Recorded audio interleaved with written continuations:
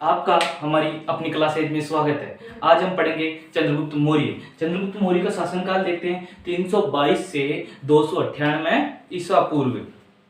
चंद्रगुप्त की बात करते हैं, इनकी जाति की बात करते हैं। सर्वप्रथम ये किस जाति के थे? तो चंद्रगुप्त मौर्य विशाखदत्त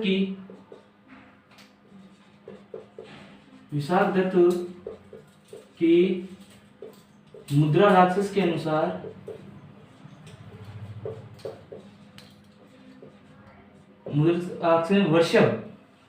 वर्षल यानी निम्न कुल के थे।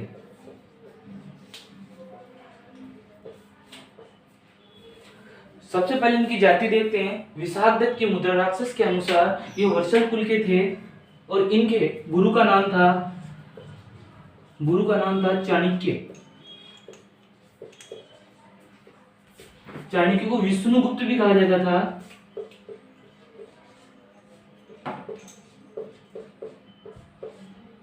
और आपको कमेंट बॉक्स में लिखना है कि भारत का मैकियावेली किसे कहा जाता है। क्या लिखना है? इसका आंसर लिखना है कि भारत का मैकियावेली किसे कहा जाता है। चंद्रगुप्त मौर्य को चाणक्य ने 1000 काशार्पण में खरीद लिया था।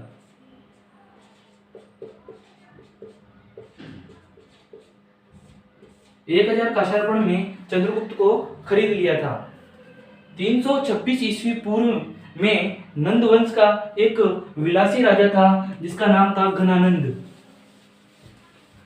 नंद वंश का एक विलासी राजा था। नंद वंश का विलासी राजा था जिसका नाम था घनानंद। नंदवंश का एक विलासी राजा था जिसका नाम था घनानंद, जिसे चंद्रगुप्त मौर्य ने हराकर वहां का मगध का शासन संभाला, मगध का राजा बना। चंद्रगुप्त मौर्य मगध का राजा, विलासी राजा, नंदवंश के विलासी राजा घनानंद को हराकर मगध का राजा बना। इसके आगे देखते हैं। चंद्रगुप्त मौर्य को यूनानी लेखकों के अनुसार एंट्रोकोटस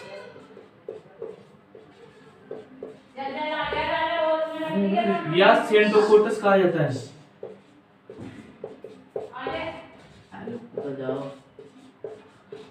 एंट्रोकोटस व सेंट्रोकोटस कहा जाता है। और एंट्रोकोटस या सेंट्रोकोटस कहा जाता है। 305 में सेल्यूकस, 305 ईस्वी पूर्व में इसने सेल्यूकस को हराया।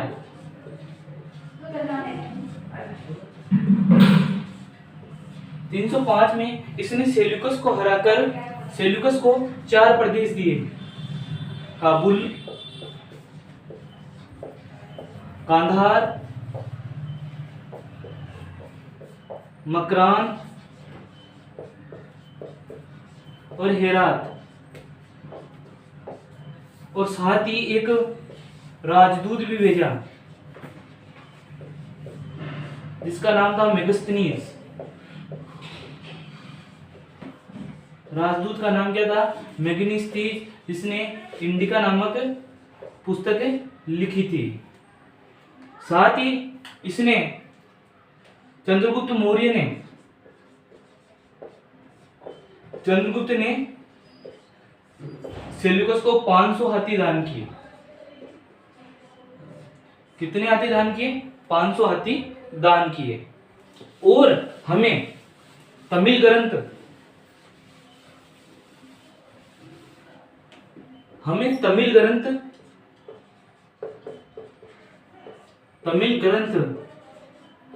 से चंद्रगुप्त मौर्य की दक्षिण भारत की विजयों की जानकारी मिलती है।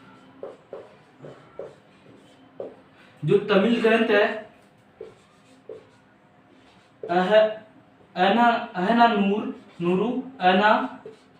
नूरू और मिर्ना नूरू, इन ग्रंथों से हमें चंद्रगुप्त मौर्य की दक्षिण भारत की जानकारी मिलती है। साथ ही चंद्रगुप्त मौर्य ने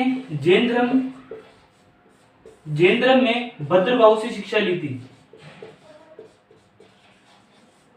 किससे ली थी? भद्रभाव से शिक्षा ली थी। उसी के आगे इसी के समय 300 ईस्वी पूर्व में एक स्थूलभद्र के समय प्रथम जैन संगीति का आयोजन हुआ। प्रथम जैन संगीति का आयोजन हुआ। चंद्रगुप्त मौर्य ने अंतिम क्षणों में चंद्रगुप्त मौर्य ने अंतिम क्षण में कर्नाटक में मैसूर में श्रवणबेलगोला,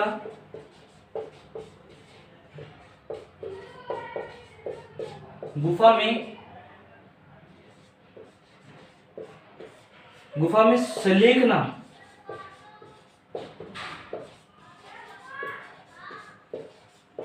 विधि में उपवास द्वारा